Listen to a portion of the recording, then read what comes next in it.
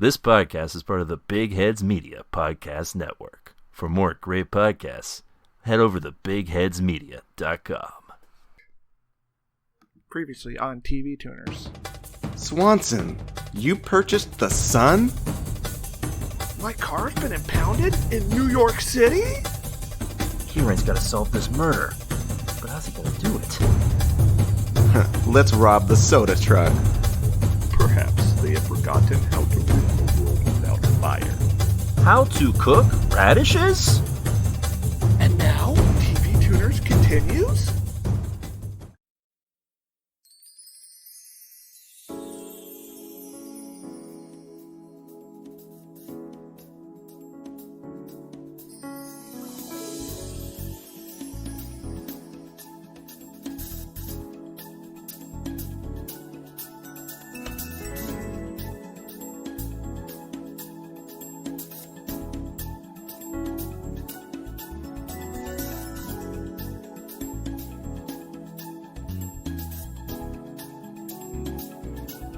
Hi there, folks, and welcome to TV Tuners. It's a television podcast for the true fanatics. It's a weekly dive in the latest in TV news and reviews. I'm your host, Swanson. With me, as always, is my co-host and alien who just really wants to get off this planet, Stairmaster. Aw, we gotta fix my ship, Marone! Yeah?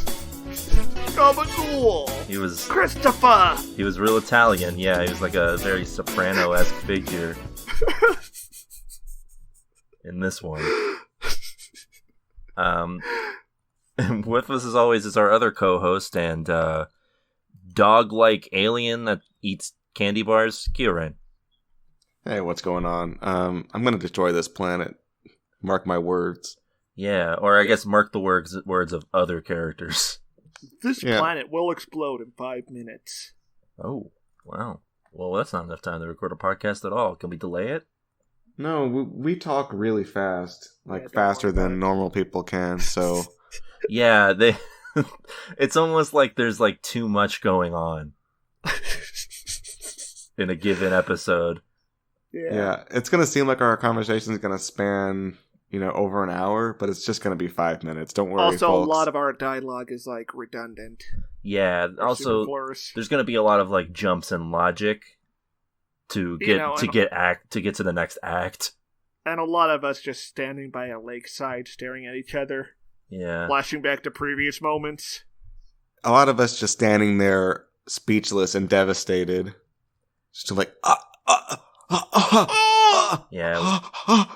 Welcome to TV Tuners, where we're absolutely gobsmacked every week. Incredible! And if you like what you're hearing so far, why not subscribe? That's right, we're available on all of the podcatchers of your choice. Apple Podcasts, Google Play, Stitcher, and more. What about, Podhouse? Yeah, sure. Okay. If that exists, we're on it. Podhouse? That's right. If that exists, we're on it, and that crusty old dean's never gonna mess with us. Yeah, you can give us a subscribe. Big Head, the Dean? And go ahead and, leave us 5 stars. It'd be greatly appreciated. Or 10 stars. Yeah, you know what? If you want to give us 10 stars and, rate it as 5 stars, but then note that you would give it 10 and request that Apple change their star policy. Or hack the planet. Yeah. Or go on imdb.com and give us 10 stars. Here's what you gotta do, folks. You see up in the sky, there are stars. You need to locate a constellation and purchase that, name it after TV Tuners, and dedicate it to us. That's right. That's right. We greatly appreciate it. Make your new constellation just for me. Yeah. You can also find us on Twitter, if that's a thing you're into. At TV Tuners is the account name. There's tons of great content on there, not at all related to bad news going on in the world. That's right. Our tweet of the week. Oh, okay. Go ahead. Sure. This tweet of the week comes from Twitter user at Tonagatherian. Okay.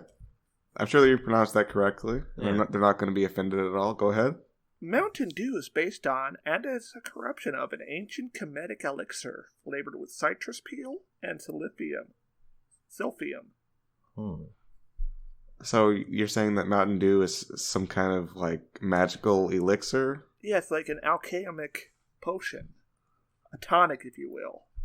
Oh, and it gives the user enhanced energy for a short period of time. And sexual endurance. Well, I don't know if Mountain Dew really does that part anymore.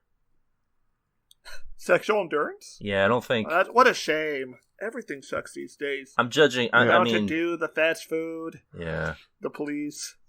I'm judging... What a shame. I'm guessing that Mountain Dew will not be giving you, like, a great time. Yeah, if you need to have a boner, don't try drinking Mountain Dew. Yeah, drink Red Bull instead.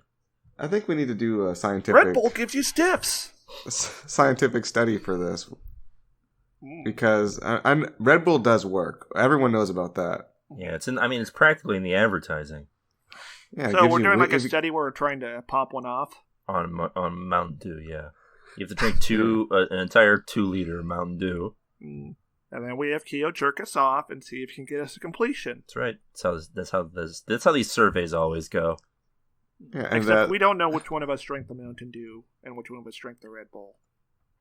But Keo will by the end. We need like a third guy who like drink like water. That'll be the control DJ90's group. Hentai, aka Al. Oh, okay. Not technically a guy, but she's a dude. She's a bro. All right. She's a homie. Fucking Kel Mitchell over here. Anyway, this tweet's a tune in. I'm gonna tune in on this one. Yeah, I'm interested in the lore behind this. Yeah, I want to see more. I want to see the Dark Souls description of Mountain Dew. Yeah, this sounds like the kind of Twitter account that's full of interesting facts and tidbits that I need to learn about. Let's see. Their profile says the food in anime always looks so good. True. Just think, right where you're drinking a beer right now may be the same spot in Erichioperaterax ate a massive dragonfly millions of years ago.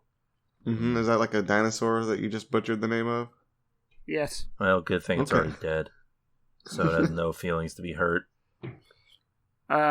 Getting arrested at 3 a.m. after breaking into the studio, taking apart the Wheel of Fortune wheel to prove it's weighted and rigged. Ooh. Okay, this is deep lore. Yeah, this is quality content. You know what? I'm going to do something we haven't done before on the Tweet of the Week. I'm going to tune in on this account. Yeah. Oh, okay. Okay, I'm going to tune in on the tweet, but I'm not going to tune in on the account because it's possible that we've been subject to some kind of sampling bias here. Mm-hmm. And we need to have a much broader view of this account before I can give my official opinion on it. No, I'm going to completely jump the gun, regardless of what side effects it might cause, and like tune in on this account. All right, and I'm going to order a whole pallet of Mountain Dew on the TV Tuner's credit card. I am very thirsty right now. Oh, all right. Well, yeah, you go ahead and do it on the TV Tuner's credit card. Mr. Bighead pays for that, so... I'm going to get the Code Red version. That sounds good, right? Yeah, I'm sure that's the version everyone loves to drink. Otherwise, why would it be on the market still if no one liked it? What color would the erectile dysfunction Mountain Dew be? Black. Oh, they already have that. No, don't say that. They already have Black Mountain Dew. Oh, Code Black? It's Blackout or something. Blackout? That's not what you want from an energy drink.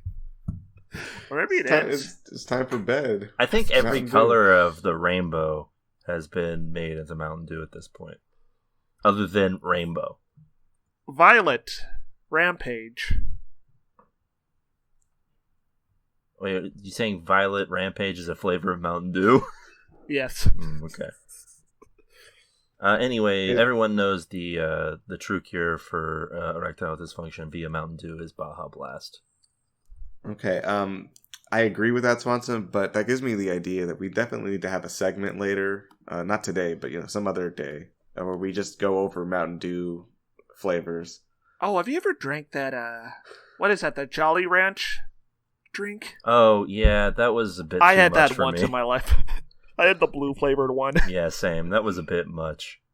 Or maybe I didn't. Maybe someone else did, and I just was like, Was "Dude, it what me?" the fuck?" And maybe it was. I've got a I've always been wondering if the Mountain Dew Corporation Is listening? has been trying to figure out like the way to scientifically dissolve as much sugar in water as possible. Yeah, I think they keep trying to perfect the recipe. Like they slowly each year put a little more in, just to see how much farther away from actual beverage they can get. Because there's got to be a way to get more sugar in there than just adding the sugar to the water. There's like other stuff you can add to make it dissolve better. Yeah. They're going to invent sugar too. Yeah, Mountain Dew now with sugar too. Is it like sugar 2, like the power of 2? This is a sugar that has ascended beyond sugar. I'm picturing like a plant that they engineer that's like you have to fight it to get the Like it's Wispy Woods. Yeah. You have to have like elite like farmers. It's like the Cybermen. All right, well, that's a tune in for this tweet. So congratulations, Tone Gatherion. It's a winner is you. And you can also oh no, go ahead, sure. no, I would have fucked it up. I was already fucking it up. Yeah. We'll just make it our closing music from now on. If you have any quips, comments, questions, foresights, or otherwise, you can also send us an email. We're available at tvtunerspodcast at gmail.com. What's that email, Kieran? TV Tuners Podcast at gmail.com. That's right. The is in there. Yeah, that's all that. Let's go ahead and what you guys watch this week? Anything interesting? I've been watching more Gundam. Yeah? I rewatched Terminator 2. So, real robot heavy week for you. Yes. Yeah, I mean, something about robots is just, especially big ones, Or very ones appealing. Or ones that don't have to worry about being socially awkward and can beat up the police without consequence. Yeah. Yeah, those are ones you're real into? Yeah. Oh, okay. What did you see this week, Keo? This week I watched an anime program. Oh. Yeah, that's all I'm gonna say about that. Oh. What'd you watch, Swanson? It was like Blue Girl. Was this like a dirty thing? No, it's not dirty. But you don't want to discuss it any further. Yeah, I'll give the title. It's a Jashin-chan drop kick. Nope, don't recognize it. 0 out of 10. Shit taste. What did you see this week, Swanson? Oh, I kind of watched it as like a joke with my girlfriend. As all good things begin. Yeah. Yeah. This week I'm going to give a shout out to AEW. They recently had a pay-per-view event and did some cinematic wrestling, which we previously talked about on the show. Bray Wyatt destroyed the concept of John Cena in one. The Undertaker buried a man alive in another one. Mm-hmm. So now for AEW's attempt, they fought in the middle of a football field, and it was ridiculous and fun. Was John Madden there? John Madden was not there, but Chris Jericho did attack a mascot. Good. And Matt Hardy was quote-unquote drowned, but then reincarnated himself 3 times over. Hold on, how do you get drowned at a football field? Oh, there's a pole. It's the Jaguar Stadium, so there's a pole in one of the stands. What? All right, so expand on that. There's just there's just a pool in one of the stands, and like in one of the high rises, there's a pool. And Matt Hardy went in there and got drowned. Is that it's just overtly supernatural? What was that, Keo? Sorry. Is that the picture I'm getting about wrestling? Is that it's just kind of overtly supernatural? Yeah, I mean, there's a pool. Cinematic-wise, it can be. Yeah. Matt Hardy is really the only one involved in this stadium stampede, which is what they called it. That's overtly supernatural. He's sort of like a being that exists outside of time, and therefore is able to transfer various versions of himself into the current time stream. So he keeps playing. He's essentially gets to revert to like old gimmicks that he used to have. That's fun. Yeah, it's pretty fun. Also, a dude showed up riding a horse and chased down another wrestler. Just like John Wick. There was also a pretty cool bar fight that happened where it was like, it was fun. It was just a fun acrobatic bar fight. So is that a tune in? It's a tune in. Go watch it. It's a fun time. There's a horse and reincarnation. Imagine if a horse could wrestle. Yeah, it'd win. And are you gonna tune in on the Gundams, Stare? Yes. What about the anime? If you like an anime about cute girls doing cute things, but then suddenly it'll become randomly violent, then sure, I'll give it a tune in. All right. Yeah. With that out of the way, let's move on to the news, huh? We got some things to discuss. Yes. So in the city of St. Oh, Paul, no, Minnesota. No, we don't. Oh. We don't need to do that. There's enough of It's that. not great. I think people have gotten the gist of it. Yeah, I don't know what we'd have to add. All right, well, let me give you guys a bit of information about there's this virus. It's referred to as the coronavirus. Okay, I'm writing this down.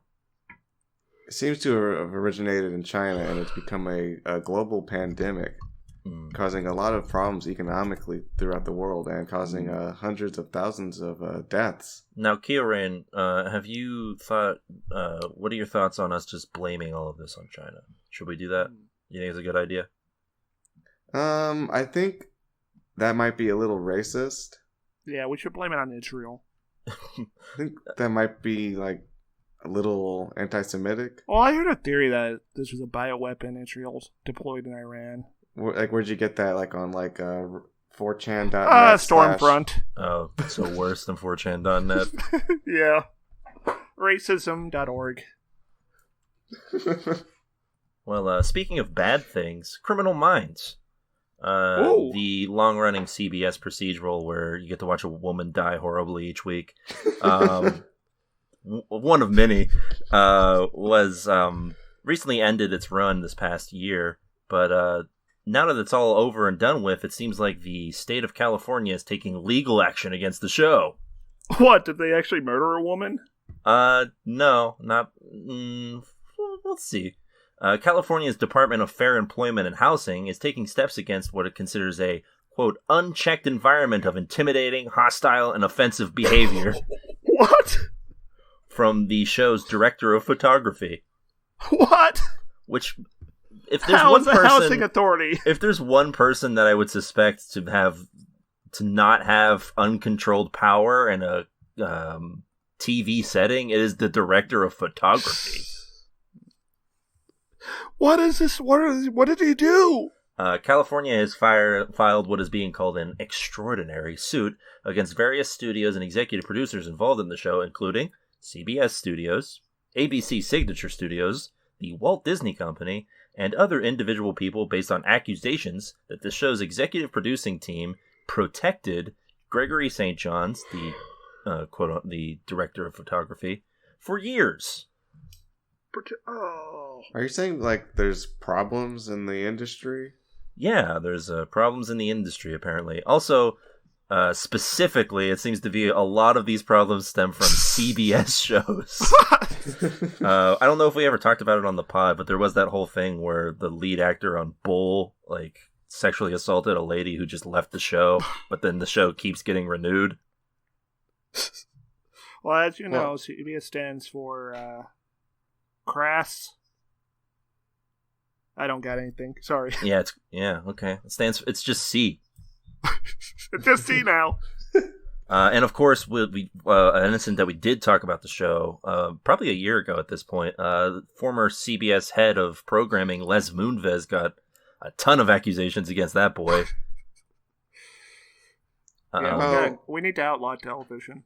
Well, here's the problem: is that these individuals make money for the network, so they'll never leave ever, unless absolutely forced to at the last minute, and even then they'll get a nice like little severance. yeah, it's just a nice $10 million bonus on the way out, just in case they weren't already able to live off the millions they have.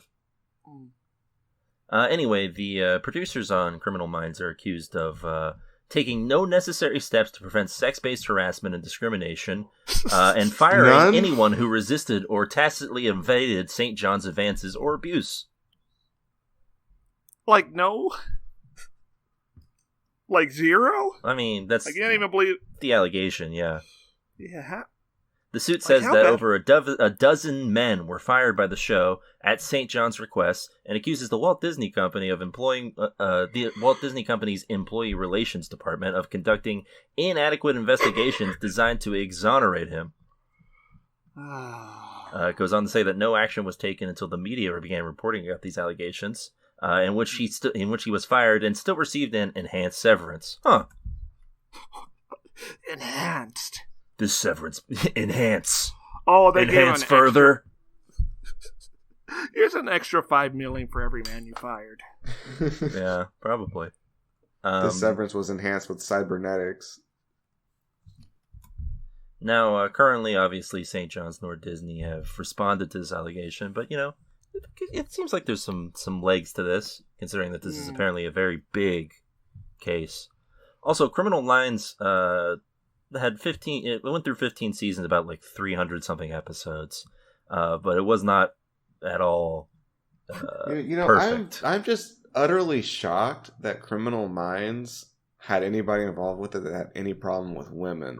Yeah, especially a show that was like so focused on on the bad person doing bad things. I don't think I can name a single woman on Criminal Minds. Well, it's probably because they all die. I mean, like there's like the lady who's like the tech girl. Oh, you mean Chloe? Is that her name? No, that's the lady from 24. 24. The show lost 3 male leads before it even ended. Oh, her name is like Addie. No, wait, that's like the lady from NCIS, I think. Abby, yeah. It's almost like all these shows have the same archetypes, huh? It's almost like just taking an archetype from the bag is really easy to write. Yeah, huh. When Criminal Minds launched in 2005, it had Mandy Patinkin of Homeland fame, perhaps, as one of its main draws. But the actor left at the start of season 3, citing creative differences. But then a couple years later, in an interview, he mentioned that the personal toll the series took on him was the biggest public mistake I ever made. Yikes. Damn, that's biblical. He said, I thought it was something very different. I never thought they were going to kill and rape all these women every night, every day, week after week, year after year. It was very destructive to my soul and my personality. Perhaps the real Criminal Minds are CBS. Yeah, What's the unsub think of this? It has to take a pretty criminal mind to come up with that show. We believe that the unsub is a 55-year-old male. So buckle up. Los Angeles County, California. Buckle up because Mandy Patinkin was the most rational. So then there's Shamar Moore, who is he played popular character Derek Morgan. That could be anybody on the show. I don't know. After 11 seasons, he stepped away from the series' regular role. He claimed that it was so he could spend more time with his family, although he was immediately given a new CBS show. I wonder if... Yeah. I think he was like the FBI boss who was incredibly straight-faced and stoic looking. No. That guy left too, but we'll get to him in a sec. This guy, I think this guy is like the mixed race dude who's like... Oh, yeah. Yeah, I remember him. I only know this show because my mom watched it all the time, and I'd just look over my shoulder. Yeah, same, and I would like shake my head. I'd be like, "Yeah, I have no experience with this show, and it sounds great, guys. You're painting a really positive picture of it in my head. I hope that's your intention here. It's a great show. I highly recommend it. It was reported by multiple outlets that actually there was longtime tension between Moore and co-star Thomas Gibson, who Stairmaster described as the straight-faced FBI leader, who also was apparently on Dharma and Greg, a middling sitcom from the 90s. He played Dharma. No. No, he played Greg. Apparently, Moore's habit of arriving late to the set aggravated Gibson, and they had various disagreements. Anyway, he eventually left, but did do a couple guest stints before. He did do a couple guest stints, but those were only after Gibson was fired at the beginning of season 12. Wow. What a cursed production. So get ready for this, because this is the most baffling one. Thomas Gibson, of Dharma and Greg fame, was there from the beginning, but was dismissed from the series midway through the filming of the second episode of season 12 after a physical altercation between him and writer-producer Virgil Williams. Hold on. Didn't we talk about this? I think we did. Maybe. I honestly don't think we did, but I could. No, I feel like fist fights are something we would talk about. Well, no, this predates the podcast. Season 12 is would have been way before we started. Oh, might have been a different fist fight we talked about then. Yeah. For a different show. This is his description of it. We were shooting a scene late one night when I went to Virgil, and I saw an eerie sight. No. And told him there was a line that I thought contradicted an earlier line. He said, "Sorry, it's necessary, and I absolutely have to have it." Gibson said that the situation escalated later. He came into that room and started coming towards me. As he brushed past me, my foot came up and tapped him on the leg. If I hadn't moved, he would have run into me. We had some choice words, for which I apologized the next day, and that was it. My hand brushed against his thigh, and he pinned me to the wall. Is that what we whispering in my ears. Is that what we call a physical altercation? Well, Williams says the same story, but claims that Gibson kicked him in the shin. Who's telling the truth? I like my version better. This also wasn't apparently the first time that Gibson lost his temper. In 2010, he was asked by... what was that? Because of his character. Yeah, of course. Such a straight-faced man must be boiling with anger. In 2010, he was asked by production to seek help for anger management after an altercation while filming. Featuring Jack Nicholson. Yeah. Now, none of the parties in this involve... none of the parties that we just listed have anything to do with the actual lawsuit, but it does sort of seem to suggest some sort of fuckery going on backstage in Criminal Minds. Some kind of toxic environment, perhaps? Yeah, some sort of thing that was just sort of left to the wayside because it was a popular TV show. Incidentally, season 15 got cut to 10 episodes because of COVID-19. Yeah, what's what it deserves. Rest in peace. Do you think they're going to have, the final episodes come back, like Supernatural? No. They're just going to... Yeah, I think after this, they probably just got to end it, huh? Yeah. Put a nice little bow on it and send it home with one last dead woman. Oh, God. Also in a bow? Yeah, probably. Why would the They unsub... call him the gift wrap killer. Why would the unsub... I think the unsub wants to put women into a bow to remember his childhood of gifts. We believe the unsub might be a 30-year-old male working at Target. We believe the unsub is what they call an incel. Oh, they get the crossover with SVU? Yeah. You mean to tell me there's more virgins out there? I saw an episode of SVU on the other day. It had to have been an older episode because there's no way new ones are still happening. But Ice-T is looking puffy. Oh. I don't know. It's just maybe there's just bad lighting or something. But Ice-T was not looking good. You want me to tell Ice-T that you said that, Swanson? Yeah, sure. Invite him on the pod. We can talk about how we can talk about how the lighting needs work on his show. All right. So enough of Criminal Minds. Let's go to criminal books. Ooh, Harry Potter. Oh, different type of crime. Steve Larsen's Millennium Books, aka The Girl with the Dragon Tattoo. There's one that's called... I've never heard it referred to as the Millennium Books. I think you just made that up. No, that's what they're called, and I don't remember what his home... I think he's from Denmark. Yeah, that seems right. That sick freak. The girl with the dragon tattoo, the girl in the spider's web is like the girl who kicked a hornet or something. The girl who kicked the hornet's nest. Yeah. These are all books about this lady who's like a hacker. She's like real good at hacking. And she's for a computer. She solves crimes. There's a serial killer. Yeah. I assume. There's also like a pretty good David Fincher movie about this, but he didn't want to make the other books because he didn't like them. Anyway, after 2 attempts at making this franchise work, they decided movies might not be the place for it, but how about TV? Similar to Jack Ryan, they decided to just screw movies altogether and just send it straight to Amazon. Amazon has a weird approach for this, though, skewing the books altogether and just making a show based off of the hacker character, Lisbeth Salander. Wait. So they're not adapting anything; they're just taking the character and just making up a new story. That's right. So it's fanfic. Yes. Yeah. There's a new setting, new supporting characters, and new stories, all told in today's world, which sounds bone-chilling when you put it in quotes. Okay, how is it the same character? It's a vigilante hacker with a dragon tattoo.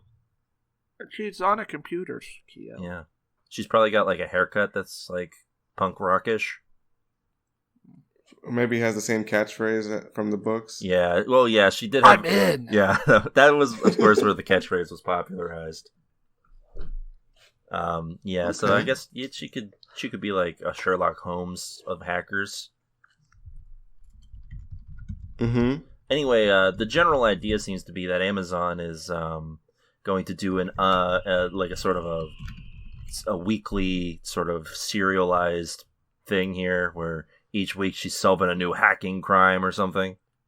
Didn't Sherlock Holmes have like a little man though? Yeah, he had a little man on his shoulder who told him what was good and what was evil. Oi, Watson, tell me what I need to do. No, who's that guy who's like Sherlock's like man? Watson. What? Moriarty. Yeah, Moriarty. Yeah.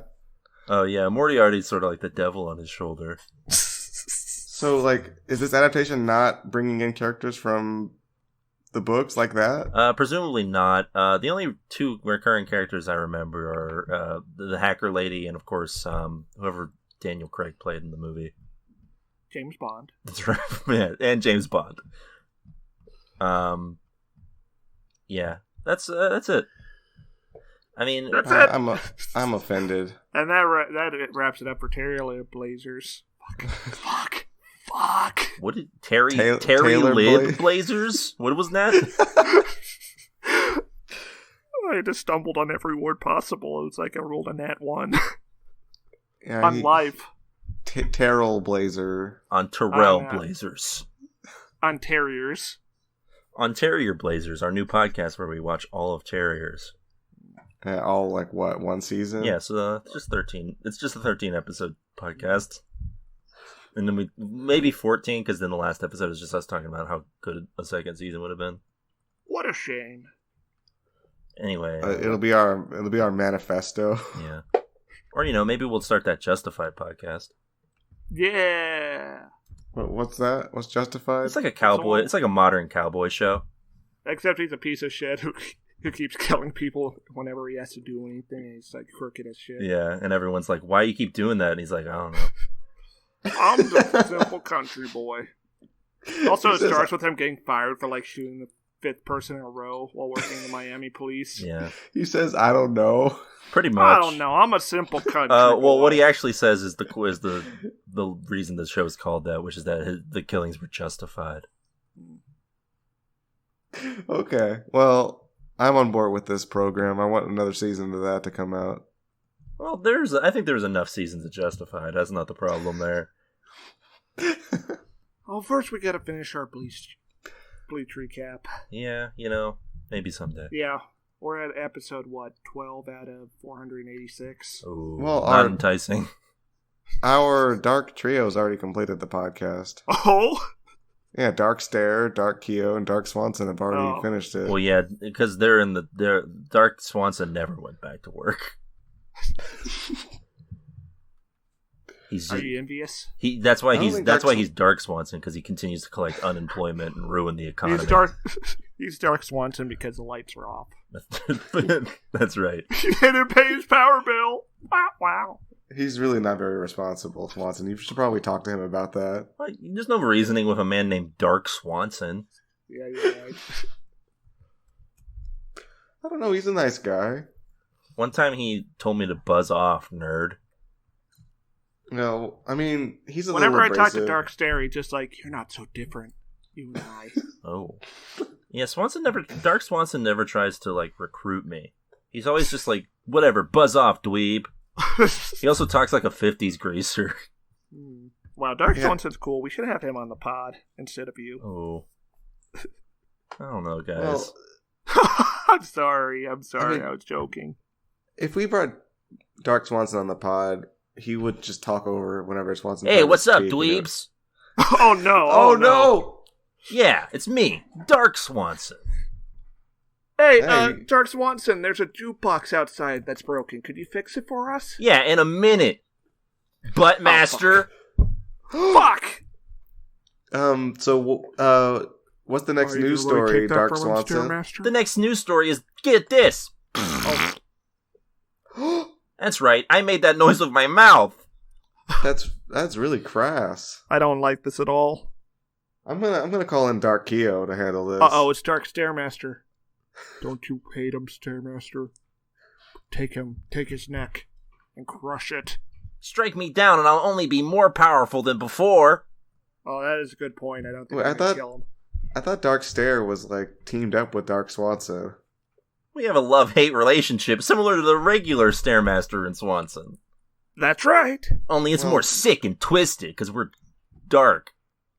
And You know, maybe we Dark, shouldn't allow there to be evil versions of ourselves.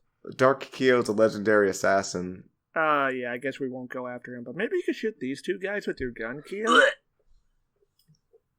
Why Oh. did Dark Swanson die? Well, Dark Keo's an assassin, so I don't know. Betrayal. Oh, and wow, Dark Stairmaster just stormed off after saying that, huh?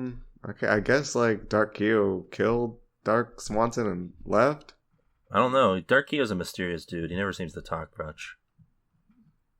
Yeah, I don't know how. Just he's like on the regular podcast. Keo. Yeah, sort of. Dark Keo is like low energy Keo. Who kills really good. Yeah. All right. With that out of the way, it's time for his new segment, near and dear to our hearts. It's Stairmaster's Cooking Corner. Hit the theme, Keo. You can call me Cooking Papa. That's right. Welcome to Stairmaster's Cooking Corner. What's the deal with this one, Stair? You give me a meal and I describe how it's cooked. All right. Because I'm a fountain of knowledge. That's right. Yeah. How many meals have you cooked, Stair? Today, none. Oh. Okay. In your entire lifetime. Like 7%. Like of all meals in the world, or all meals you've eaten? All meals I've eaten. Ooh. Okay. Well, that's a pretty low. Now let's sample. begin. Okay. Yeah, Keo. Why don't you begin? All right, Steve. We're gonna start you off with a real easy one here. How do you prepare meatloaf? Well, Start with the ingredients and go from there. okay, so first you're going to want the meat. Okay. The slab of meat. And you're going to want, I would recommend like a little bit of garlic you sprinkle on top. A whole slab of meat. And maybe a little paprika. Like what? Can you give us an example of a cut of meat we might want to put in It's this? sort of like shaped like a rectangle. Okay, so when we go to the butcher, we ask for sort of just a rectangle of meat. And they happily will give it. You ask for a loaf of meat, and they give you the meatloaf, and then you go home and you have your oven. So you're saying you have the butcher make it for you? No, they give you the loaf. Yeah, it's uncooked. It's an uncooked loaf. Yeah, you gotta cook it yourself. It's like getting a loaf of bread, Keo, right? Okay, so you put the garlic on there and the paprika, and you get a pan. You get like a little tray and put some cooking oil on it, so it doesn't stick. Okay. Right? Yeah. and then you put the meatloaf on the tray, and then you stick it in the oven. But also, you want to preheat the oven for like an hour to like 350 degrees. An hour to get to 350. Dang. Well, if you got a... Wait, are we doing this in a toaster oven? No, these are not these are not pizza rolls. Oh, okay. Okay, so then once the oven's at 350, you put it in there and you have it like cook for an hour, and then you take it out. An hour. Maybe 2. Okay, 2 hours. An hour to 2 hours is the time to cook this. Okay, I'm writing this down. Thank you. Okay, and then you take it out and you cut it into pieces. Also, you'll want to cook something else to serve with the meatloaf. What were your suggestions for that? Mashed potatoes. How do you make that? Okay, so you get like a pan or a pot. You put the potatoes in the pot. Yeah. And then you get like a masher and you just. Oh, okay, so we don't cook them yet. And there's no water in this pot either. Well, okay, you might want to put water in before you mash them.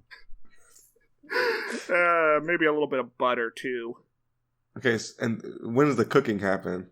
Once you mash them, then you put the pan on the stove. Okay. And you set the stove to high. Or maybe a little. Okay. And then that cooks for like 45 minutes. Okay, an hour. 45 minutes. Why did we do this? This was a terrible idea. Our audio's gonna be ruined. All right, what do you put in the potatoes to flavor it? Garlic. Oh, well, okay. Yeah, garlic's a standard. Get some. That's legit, but what else you put in there? A little bit of sour cream, I guess. Okay. Oh, note that I'm not giving units of measurement or anything. You have like a 20% understanding of mashed potatoes, I think. Yeah, I would glance at these mashed potatoes. You would glance? I would glance at them. I'd be like, that might be food. All right, Swan. So, what do you want to learn from Stare today? Okay, Stare. So meatloaf, that's a pretty classic dish. I'm going for something a little bit, probably a little bit easier. But how about some spaghetti and meatballs? Okay, so you go to Walmart and you buy a can of SpaghettiOs. No, not spaghetti. Those are O's. I need pasta noodles. Okay, well I don't know how. All right. From scratch, Stairmaster. You know how to make meatloaf, but you don't know how to make spaghetti and meatballs? All right. Okay, so first off, you get a pan and you put water in it and you boil it. You get it boiling and then you dump the noodles in there. Okay, you got that right. Okay, yeah. Okay. Real important though. Do you do anything with that water before you put the noodles in it? You might want to purify it. Okay. Anything else at all? Anything else you can think of? Before boiling it. It's an important step. Well, you don't want to put the sauce in it. You want to cook that separately, and then okay, right? Okay. That was a test. You passed that. All right. But do you put anything in the water? Like any sort of like any sort of like substance that would make it like salty. Cooking oil, salt. You might want to put a little salt, but that'll affect the boiling point. Well, so be warned. Yeah, not by much. Okay, so anyway, this is Stair's cooking segment, so we'll let him. Oh, so you got the spaghetti going, you got the sauce going. What about these meatballs? Well, I don't know how to make the sauce. I'm not gonna lie. Okay. Well, you have to explain how to make the sauce. This is spaghetti meatballs from scratch. Okay, so you're gonna have to get some potatoes and slice those up. Potatoes? No, tomatoes. Okay. You almost gave Kira an aneurysm. Tomatoes. What else? I don't know what else. What are some Italian ingredients you might want to put in there? Yeah, do you want to like season it with some stuff? Pastrami. No. You want to. You get some peppers. Meat floating in the sauce. Oh, yeah, I guess you can put meat in the sauce, too. No, you said pastrami. Oh, yeah, well, that was a... I was trying to think of the vegetables they like. Well, I mean, yeah, I guess you could put some vegetables in the sauce. But I guess you could... Oh, I don't know how to make the tomatoes in the sauce, I'm not going to lie. Okay, well, let's get to the meatballs then. Yeah, what kind of meat do we want to pick up for this? Yeah.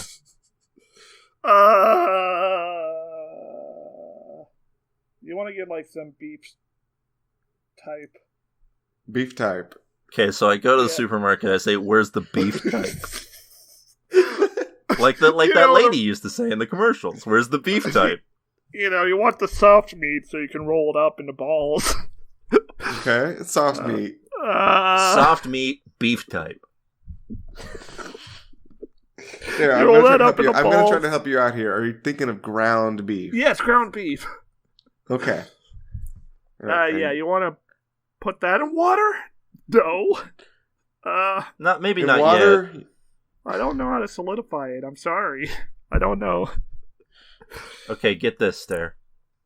You sort of make that meat into like balls. Yeah. And then I guess you put those in the oven? Yeah, you can do that. I put it in the oven and cook it at 350, maybe 450. Okay, for how long? 3 hours. These times are the best part. All right. No, this is maybe an hour. What? And then that's how you make Stairmaster's famous extra crispy meatballs and spaghetti. All right, how do you tell? Stair, one last question before we wrap this up. How do you tell? How do you tell when the noodles are done? They're soft. Okay. How soft? Yeah. A little flimsy, but not too flimsy. They'll bend around your spoon, but they won't go floop. They won't dissolve in the water. Okay. They won't fall apart. Writing this down real quick, checking for flumpness. Okay, and what's the last step once you've prepared all these ingredients? You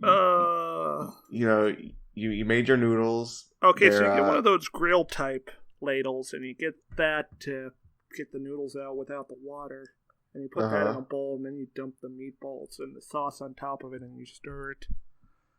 Okay.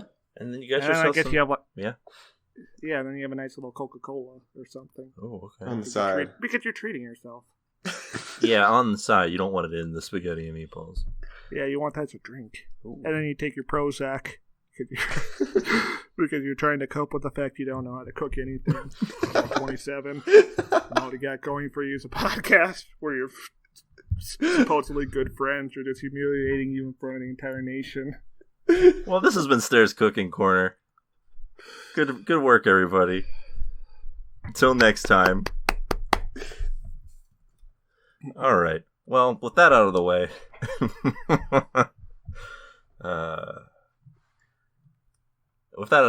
it's time for where do we go from here now? With that out of the way, it's time for our main event. The mental image you painted in my head is so beautiful. I don't want to expand on that. Just this person who has a bowl of possibly under or overcooked noodles with chopped up wet tomatoes and burnt severely burnt meatballs, and he just looks dissatisfied with it. Yeah, that guy's gonna kill himself, and no one will miss him. Yeah, as long as Stair doesn't, we're all good. Yeah, as long as Stair's healthy and happy like he is currently, I'll be good. I don't care about this hypothetical man. Yeah, Stair loves making these meatballs. How are we even supposed to recap the show now? After all that, easy. We'll just talk about it. This week we watched Solar Opposites, the new show from Rick and Morty co-creator Justin Roiland. It's a show. It's on Hulu. It's something. How often have you actually heard the phrase solar opposites? Well, never, because it's a play on polar opposites. Yeah. Yeah, it's like you're on the other side of the sun instead of the other side of the earth. Yeah. Wow, now I feel really stupid, even stupider than that last segment. Somehow. Yeah, it's a pun. It's a pun title, which is sums up the show pretty well, I think. So Yeah, so to get this out of the way, yeah, this was created by Rick and Morty guy, and this is basically Rick and one of them, Morty but not light. the other one. yeah, not the funnier one. The funnier one's nowhere to be found on this. And I'll say right at the beginning of this, the most distracting thing to me about this show is like the main alien guy. He's Yes. he's basically Rick, but less witty, Yeah, but with like the same voice, but done a little different. like a slightly pitched down Rick. I hate all the character designs on the show. Like, Yeah. they just got the gross bulb eyes, the Yeah, two-thirds profile, you know, They're ugly. They're not good, fun to look at. and then no real good fun dynamics here. Like, at least on Rick and Morty, the character designs are like sort of purposely like weird and ugly. And also, there's still tons of other stuff to look at. There's not really like an animation buffet in this one. This is just non-stop ugliness, both visually and, you know, humanity. Yeah. Like the only thing that's interestingly animated is the gratuitous gore, I guess. Yeah, which again is another thing that's like heightened to a degree on Rick and Morty, where it's not a detraction from the show usually. Maybe in a couple episodes now and again, but like there's usually a reasoning behind it, and also the show is much better animated than this. Usually there's like a purpose to it, like Rick and Morty. You'll see the guy saying, you'll see the space president finding out that money has no value, and when everyone asks him what to do, he says he has an idea, and the idea is blowing his brains out. Yeah. So that's always the punchline. In this show, it's more so the punchline is violence itself. Yeah, it feels a lot like Harley Quinn, but even then, I would argue, and this might be looking back because we've heard better things about it, that even Harley Quinn did it better than this show. Yeah, you said that with such contempt. It's just like this, in this show, it's like they ran out of ideas for where the episode needs to go, so they're like, all right, we just need to make like some blood and guts exploding I think someone everywhere. is getting like gored every 5 minutes. Yeah. There are 3 things this show really seems to like, based off the 2 episodes we watched here. Gratuitous violence. I mean, even Pointless swearing. Uh-huh. And very odd racism towards the aliens. It's sort of like Aqua Teen Hunger Force, but with 0 of the charm. Yeah. And let's talk about the racism aspect of this show. Yeah, it's not subtle at all. It's not subtle at all. It's actually spelled out in detail. And the thing is this is not a good allegory for racism because let's just put this out there, it's fully justified against these characters. Yeah. Oh yeah, also their social context makes 0 sense. Yeah, I was shocked to find out that they weren't doing like the whole hiding thing. They're just everyone just knows they're aliens. And I guess they're just cool with it. I would have liked if they had to wear fake mustaches to hide the fact they're aliens. Yeah, that'd be fun. And like one of the mustaches falls off, and someone's like, "Wait a minute." And instead of that, we get these aliens who just go around killing people. Yeah, who are just completely wanton. Yeah. Wanton. How do you pronounce that word? I think wanton's right.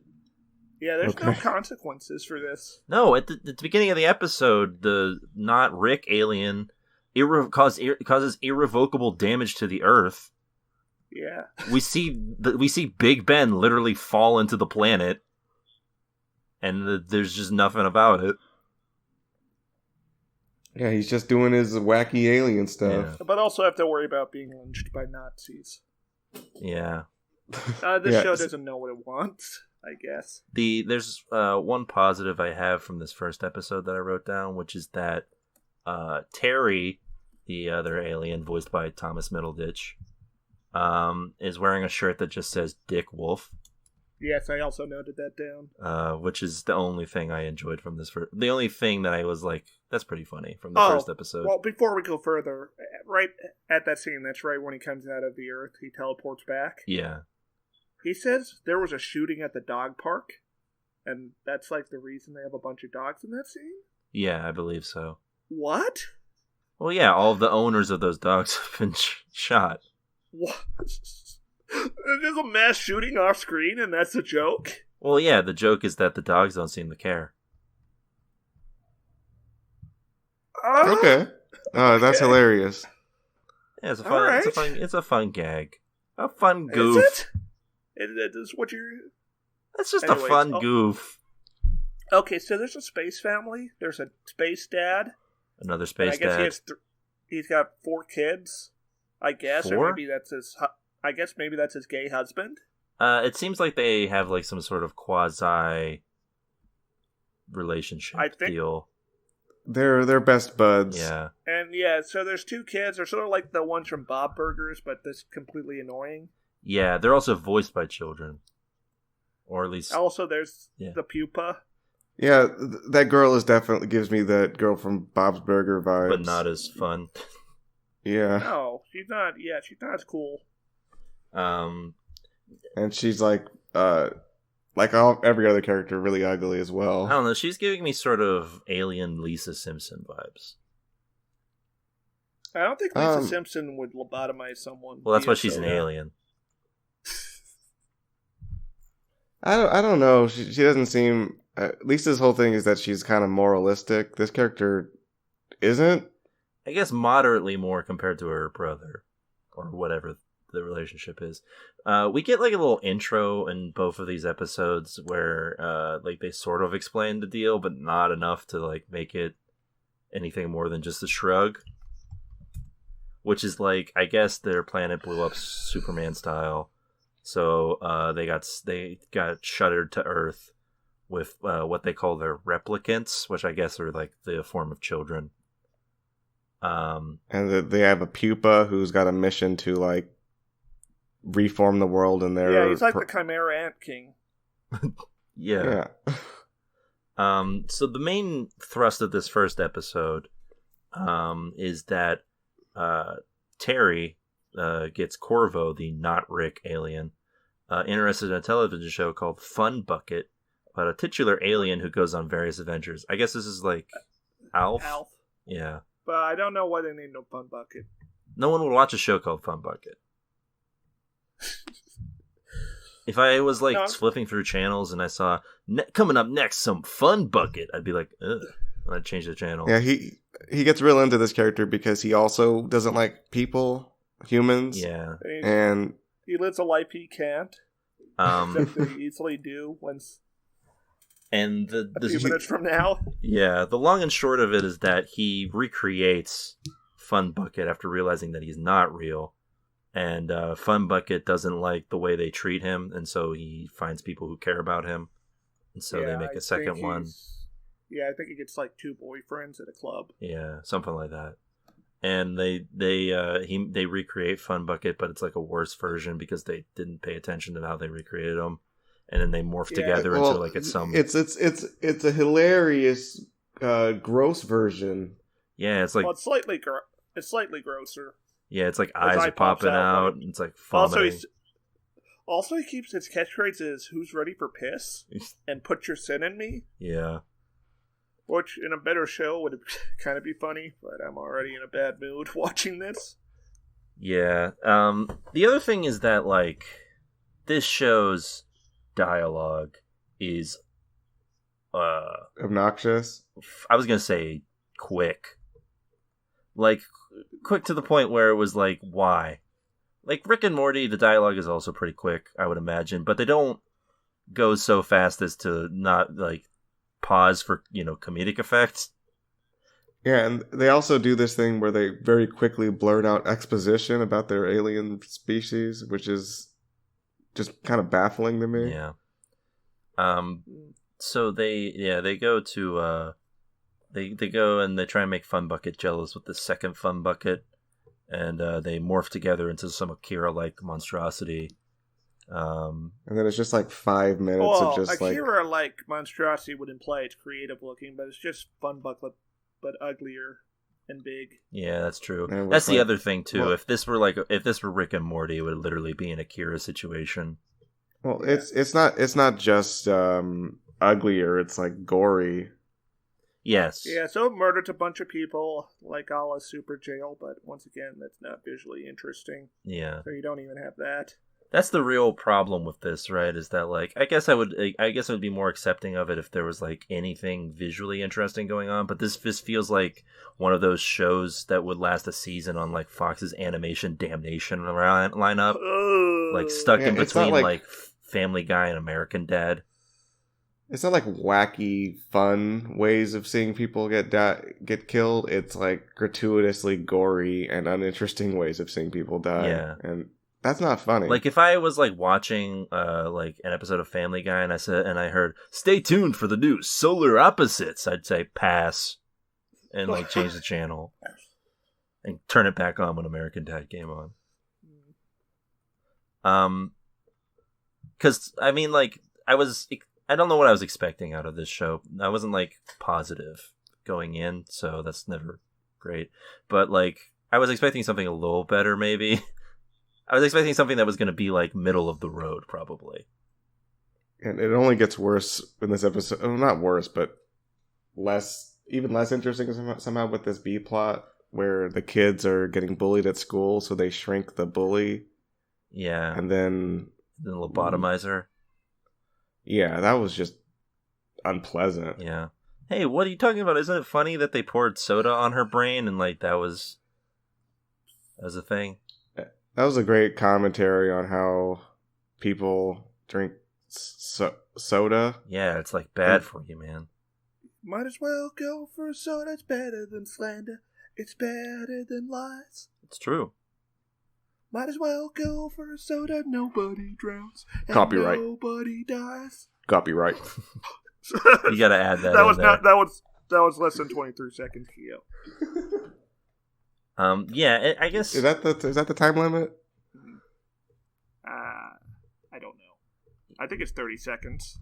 Yeah, this B plot does not help the episode much at all because it's just a lot of like. It doesn't really do anything to make me care about any of these people because they all suck.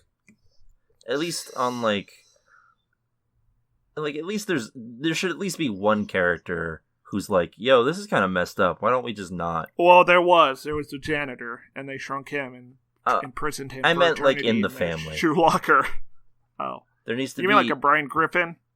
Yeah. Well, yeah, exactly. There needs to be a Brian Griffin or like a who's the version of that in Rick and Morty? Morty, I guess. Fuck if I know. It's pretty much Morty, right? Yeah.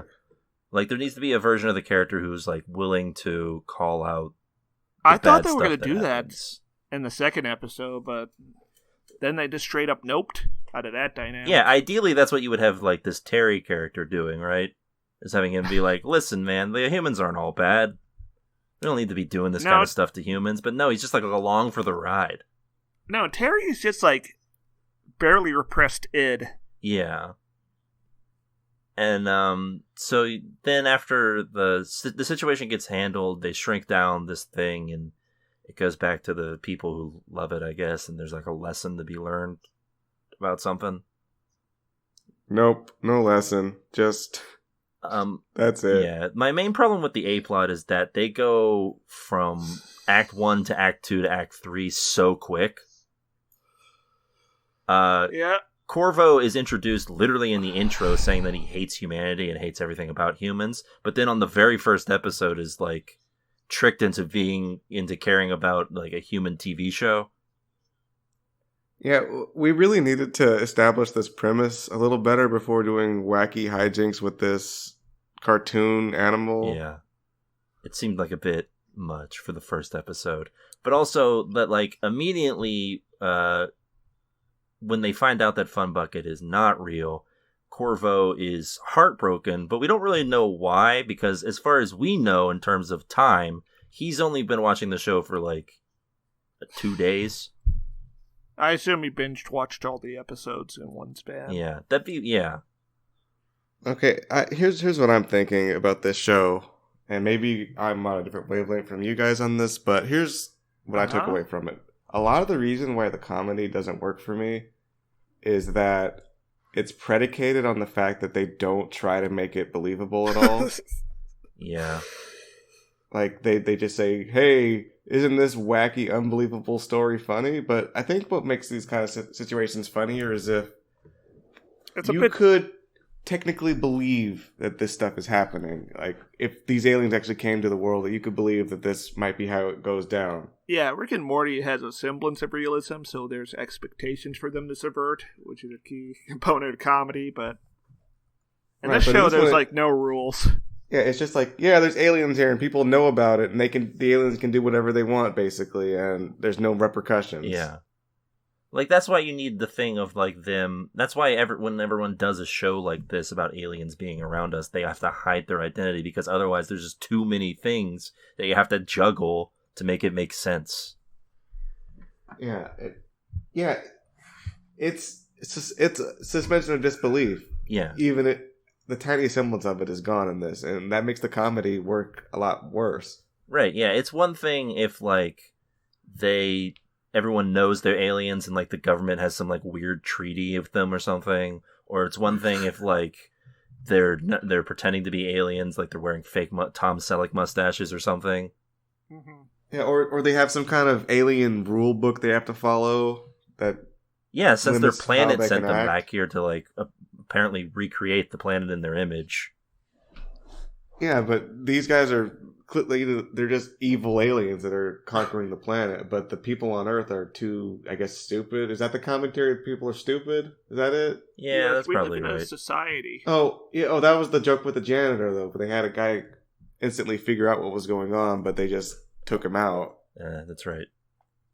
But that's the other thing. Everyone already knows what's going... People already seem to have an idea of what's going on.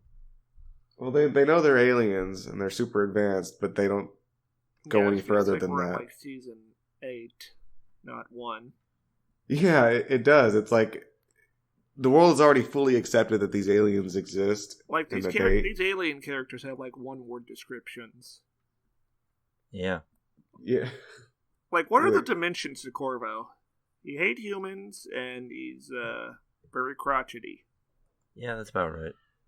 And he has he's got a lot of technology like Rick. He's like Rick. Well, you can tell that they didn't really think much about these characters because in the intro, it's literally just Justin Roiland as Corvo, sort of just being like, "Yeah, it's me. I hate humans, and that's what I do. That's me. That's my whole thing. Hate this mission. I don't like humans." Ooh, and he does like the little rambly thing that like everyone loves. And if I recall, it's a different ramble each one. Is that right? I don't know. I think he did different ramble in each one, but who could possibly pay attention to that? Anyway, so it ends with some odd product placement as they explicitly say that they're eating KFC for dinner, and like they painstakingly animate the KFC logo into the frames. It just seems so odd that KFC would want an alien pupa to barf all over their food. Well, it's barfing like little tiny men who dance on it. Yeah. Oh, yeah. There's this weird alien.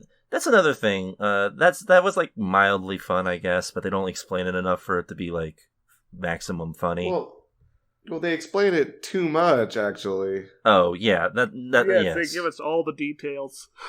Yeah, it should just be a thing where, like, since they're having a conversation with themselves, they should not have to be like, oh, that thing that we do every time we're nervous? Yeah, it doesn't make sense for them to exposit that at all. Yeah, they have to be, it has to be a thing where it's like, and like, I don't know, this is Justin Roiland we're talking about, so maybe that's the gag, but it's not a good gag. Yeah, like, the gag should never be, this doesn't make sense. The gag should never be, this dialogue is bad. It's a bad gag. But like if they had just been like, "Oh boy, what do they call it? Like goobin or whatever." All right, if they were just like, "Oh boy, we're goobin again. Look how we're freaking nervous."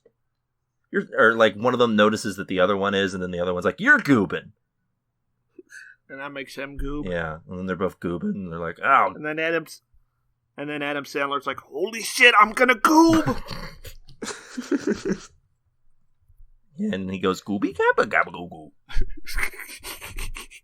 That is what he would say. That reflects on my lived experiences And of Adam Sandler. yeah, so they eat this dinner. The pupa barfs all over it, and then I guess that's just the end of the episode. Yeah. Oh, I guess we see No, we see the janitor put in his little like miniature city of Candor or whatever. Yeah, his post-apocalyptic hellscape Well, that's the next in a episode. tank. Yeah, we'll get to that because that's. I have some thoughts. Do you? Or... I mean, I can just say it now. It's more interesting than everything that happened on the show. I took 5 notes for the second episode. Yeah, I got about 6 on the second episode in comparison. Okay, well, I will say that the second episode was a lot better than the first one. Yeah, I would agree.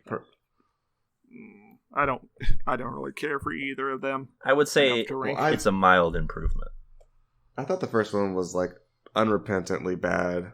Like I couldn't stand it, but the second episode somehow was fine. I think the nanobot thing has its charms. If this second episode was like in Raging Waters and it's holding out its hand begging me to save it, I would just say no. All right, Rorschach. And solar opposites will look down on me and ask for forgiveness, and I will say no. Yeah, I would throw it like a piece of wood to hang on to. Yeah, I would give it a little life preserver and just sort of be like, "You're on your own now, bud." Oh. So the episode is called "Unstable Gray Hole," even though that's only in the opening. Yeah, Has nothing to. I thought it came back later, but that was just a weird episode, a scene transition. Yeah. So what the actual episode is about nanobots. They discovered that the homeowners association is trying to make them paint the spaceship on the top of their house to look like the rest of the house. That's a kind of funny gag. Yeah. It'd be funnier if we had established that these people are restricted by human laws in any way. Yeah, after they had, destroyed half the town and then just gotten away with it. Yeah, I don't know. It's like the joke is that, haha, they care about this trivial thing when they're not affected by human law. But it would be funnier if actually they had to go along with it because it would be consistent with the story we're watching. Yeah. Also, we get to find out they're doing multi-episode story arcs because these kids are still shrinking people and putting them in the shoe locker or whatever the hell this is. Well, just one, the kid named Yumulak, which they don't say enough for as funny of a name as Yumulak is. Yeah, I don't even know their names. Yeah, the one kid is named Yumulak, and then for some reason the girl is named Jessie. What? Why? Okay, well, I have one thing to say about the character designs in this show. I think that Yumulak's design is funny. Yeah, it's a pretty good one. That's about it. They all look the same to me. I won't be able to tell them apart a month from now. No, I can tell this kid apart. He's like a I'm racist. He's got an He's like Invader a space Zim-esque ranger. bodysuit. Yeah, but he's just like a stupid kid though. Yeah. An Invader Zim-esque bodysuit that seems to have a mind of its own, like it's Venom. Yeah. So yeah, Corvo's not happy with them having to like do some stuff for the homeowners association, and Terry seems to imply that no one really likes them in the town. I guess this doesn't make Corvo happy. What's the reasoning behind him actually wanting to make the neighbors like them? They don't want to be disliked by the neighbors. He wants to be the homeowner association president. Well, they figure that out later. At first, they just use the nanobots in the town's water supply to get people to like them. Oh, to figure out who likes... They were arguing about who was more popular. Oh, okay. Yeah. And also, yeah, so he mentions that he bought the nanobots, and each one cost like 24 cents. Yeah. Well, did you just buy nanobots? Well, more specifically, he bought this from someone who took U.S. currency for this alien technology. I guess. I don't know. Maybe he made them himself, but the raw materials costed 24 cents each. That's not what he said. He said he bought them. He said he purchased them. Like he just Yeah, it said they cost him bought 'em? 24 cents each. Yeah. Yeah, I don't. Well, that phrasing I don't know. implies he purchased them. Well, I guess you could interpret it that way, but I took it to think that maybe he made them and the materials costed that much. Mm-hmm. So they meet this guy who Terry knows, and he's like, "Oh yeah, you can just dump stuff in the water supply. It's not a big deal with me. It's all good." And what a wacky water treatment guy! Yeah. What a character this show has. And then they do heroin, but we don't even get to see it. What's the point? Well, you wanted to see it like in the corner. Yeah, Yes! I would have rather the episode just been about them struggling with a heroin addiction. I would have liked to have seen what it does to their alien physiology. You see, Well- if this had been Aqua Teen Hunger Force, the whole episode would have been about them getting addicted to heroin. And Fried like this being like, no. Well, apparently their alien bodies take it fine, just like how they can eat. That's human like food humans just take it fine. Yeah, humans love Yeah. it. So yeah, they decide after successfully wooing all of the neighbors that it's time to run for the homeowners association. That way, they'll never have Oh, to yeah, worry this about. montage. Yeah, so we get a montage of them bribing everyone with gifts. Yeah. Meanwhile, And we get this one. there's We get this one where they give a paraplegic robot legs, and he immediately runs into the ocean, which is kind of like a funny death. but then he But they immediately. yeah. Then he He comes lives. back and walks into traffic and gets pulped, which is way Which is less not- funny. That's not funny at all. Yeah, really. that's you had it. Why'd you have to go back on it? The rule of threes. First, you see him with robo legs. Then you see him walk into the water, and then you see him die again. Well, it's because they had to put gore. They had to put more of it. Well, let's That's have what they someone think else is get hit by a truck. funny. Yeah, you can just literally have anybody do it. They were doing, yeah, Just have a guy walk into the street and die. Just because they're doing a just- bad job of guiding traffic. Yeah. yeah. So yeah, the A plot's going mildly okay, but then I really start to like it when the Mr. Nanobot man shows up. Yeah, this was actually good. And they're the only good character on the show. Yeah, I just like this. I just like this twist that instead of like turning into a big rampaging monster or like trying to like subtly undermine them, all this AI wants to do is just run for the president of the Homebody Association. Yeah. And they just Yeah, call he's him actually- Nanobot Man. Yeah, and he's friendly and helpful. Yeah. And so Nanobot Man like pretty much wins over the crowd until he starts arguing with Corvo Yeah. and Terry. They Well, immediately start the- airing people's dirty laundry, and that causes a breakdown in society. Yeah. And Yeah. we get random violence, but it's not that gory, surprisingly. Yeah, I appreciate that they stopped doing the violence because I was at that point. I was like, God, why are they No. ruining this? No, I would have been Why?" happy if someone had just pulled out a shotgun Yeah. and killed everyone there, including the main characters. Well, they're not going to do that, but yeah, I mean, what I'm saying is, at that point in the show, when they just started getting violent, I was like, why? They had something that was working. Why are they making this violent? And then like they have like the Nanobot Man and Corvo and Terry lose to the old lady who's like, The incumbent. yeah. And all she does is just go on like a racist tirade about aliens. Which in real life would be very effective. Yeah, but- for a homeowners association, it'd probably be pretty good. I don't remember exactly what she said. Was it racist or was it anti science fiction? I guess It it was was racist. anti-science fiction, but she did say "fucking aliens" a lot. She called them elf motherfuckers. Yeah, Okay, which that's is pretty racist. racist. That's yeah. like there's like I guess if you wanted to, there's no way at all that Justin Roiland gives a shit about this kind of thing. But like if you wanted to, you could do something about like all of the people in the neighborhood hate them because they're starting to gentrify. they're not gentrifying the neighborhood enough by bringing aliens in. You could have it be a thing Yeah, where they're well- like, oh, I don't know, an alien moved in on my block. Yeah, I do not like the racism jokes because the problem with this whole thing is that these aliens are very clearly super evil and callous towards human beings. Yeah. Yes.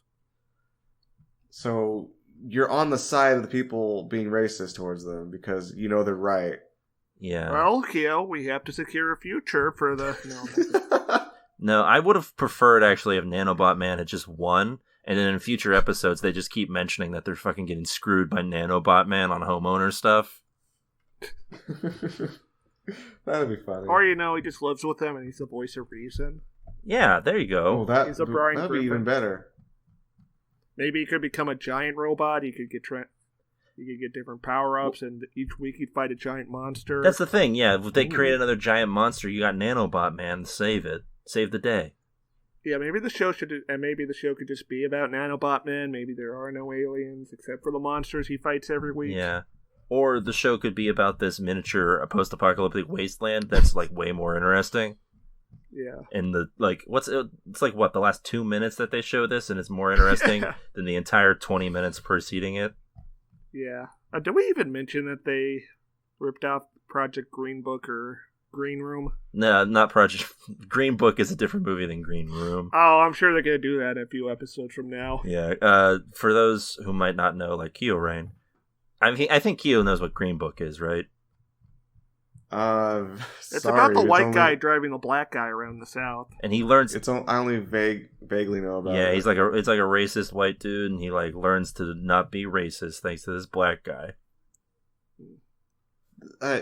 The Green Book itself was like a guide for African Americans traveling across the U.S., like where to go, right? Yeah. And then Green Room is a movie in which I think Patrick Stewart plays a white supremacist, and a punk band has to fight their way through a bunch of white supremacists trying to kill them. It's a pretty harrowing film, but fun. and also it got an Oscar. Yeah, Patrick Stewart's the leader of the skinheads in that movie. It's pretty great. Oh, we're talking about Green Room now. Yeah. So that's what they actually are parodying in this, which is that the children, as they are, get trapped in a room full of skinheads after the whole like B plot, which is another underbaked B plot, is that Jessie, the girl, is trying to convince Yumulak that like all of these people are like that humans are good or something, I guess. When you say Jessie, I just think of Breaking Bad, Jessie. Jesse, we need to shrink the humans. Except she's like brain controlling them, so it's pointless. Yeah, Mike would not allow them to brain control him. No, it's a half measure. Like, what is her point in doing this? I don't understand her motivation. Does he just want to be right, and that's it? She doesn't want him to use the shrink ray on everyone. Yeah, she just doesn't like it. But she doesn't liberate the people in the room? Nah, Nope. Who cares about that? Because they got a collection, Keo. It's So like she how wants him to- it's like she how wants- in the 1800s they outlawed the slave trade, but not slavery. So she wants him to do it just like in It's moderation. liberalism. Yeah, actually, yeah. When you think about it. So yeah, naturally their liberalism gives way to white supremacy, and then they have to fight their way out. Well, the suit like just kind of does it. Yeah. So- Yeah. Now this is a scene. This is a much of gratuitous violence, but it is against people who kind of deserve it. So Well, Yeah, it's not funny though. no, not really funny. also none of them run away, and several of them have guns, but apparently never fire them during the scene. Yeah. Well, they knew it was helpless. That suit is just too powerful. Yeah, suit's OP. They're gonna have to nerf that in the future. Yep. So, anyways, it's also a C plot with Pupa eating too much candy, so he gets put on a diet. So he runs out and goes on a forest adventure. Yeah, it's He's got a baby's day out. it's really all we're doing in the C plot is finding out how he's able to get candy when no one's feeding him. Which involves stabbing people in the leg and taking their blood to grow a leg to stick out his back to kick vending machines. Yeah, which is it's Specifically a football player's. yeah, it's mildly fun, I guess. And I do mean mild. It's cute. Um, It's like slightly cute. yeah. So anyways, this is nowhere near as good as Doug. Didn't we tune out on Doug? Yeah. Was it unanimous? That was, I mean, I don't know if it was Oh, unanimous, no. but we did tune out on it. Well, I think if we unanimously tuned out on it, people would yell at us. So I'm gonna assume one of you said tune in. I didn't. Yeah, neither did I. I don't think I did either. Yeah, it seems like it was a unanimous that's a tune out. Well, Doug sucks shit, just like this show. Yeah, final thoughts on this bad boy? And I do mean bad. Fuck! This is strictly a worse Rick and Morty, and not even a worse early Rick and Morty, but just a worse Rick and Morty. Yeah. Yeah, I'm pretty sure, like, current Family Guy is probably better than this. No. Well, not current, but maybe, like, before season, 8. Oh, we'll just have to ask my friend on the Good Old Fashioned Values podcast. Oh, we're giving it a plug, even though he's not even here. Yeah, fuck I'm that guy. gonna Fuck you, almost... Andy, you piece of shit. I'm gonna pretty much say unequivocally that there's no way current Family Guy beats this. Yeah, if current Family Guy has to be, garbage tier. Well, hold on. Okay, this is sort of a devil's...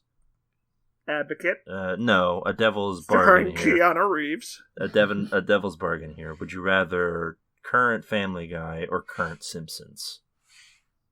Current Simpsons. Current Simpsons. Yeah, I mean... No contest. I mean, current Simpsons is a bit more upsetting to see how far it's fallen, but it's I also don't think still... Current Simpsons is as offense racist as current Family Guy. Yeah. Or disgusting. it's more upsetting to see how far it's fallen, but it's definitely still a lot better than current Family Guy. I don't think Current Simpsons had done an episode where Homer got pregnant Yeah, probably not, right? with Santa's little helper's child. Yeah, probably not, right? Also, there's current American Dad, which I guess is still a thing. Oh no, how is that still going? It's on TBS for some reason. Ooh, how sad. How bad is it? I don't know. I've heard Well, it's still okay. Huh. So in conclusion, watch Aqua Teen Hunger Force. Yeah, that show ended, so it knows when it was good, and it left. This is worse Rick and Morty. It's all of the worst parts of Rick and Morty with none of the redeeming qualities that make it worth watching. Yeah, or a lot of character who could have just been in Rick and Morty, like the nanobot guy.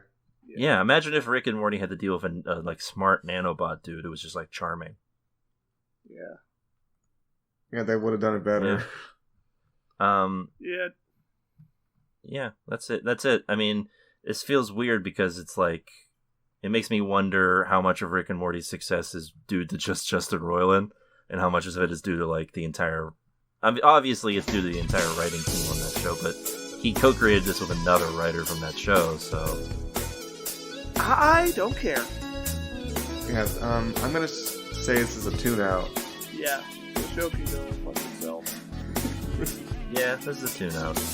Alright, so that's a tune-out for Solar Opposites. And that's about it for this week's episode of the show. We'll be back next week with more TV goodness. Until then, keep watching. Bye. It's over. I found them. Hey folks, it's time for the TV Tuners Fact of the Week.